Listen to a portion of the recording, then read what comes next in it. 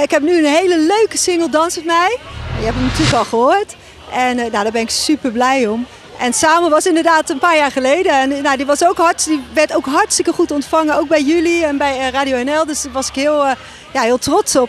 En toen inderdaad even stil geweest. Maar ik heb nog wel Jij uitgebracht. Dat was een rustiger nummer. Ik heb ook nog 2 duetten opgenomen. Dus die zijn er ook nog geweest.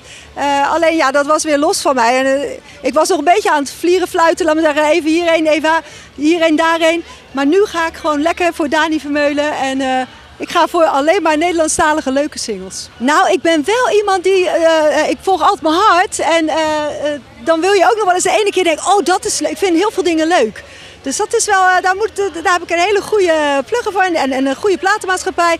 Die zeggen, Daan, even een beetje indammen en hou je even bij één ding. Nou, dat doe ik. En verder? Kijken we al verder vooruit? Ja, zeker. Ik ben alweer druk aan het schrijven voor de volgende. En ik vind hem zelf heel erg leuk gelukt.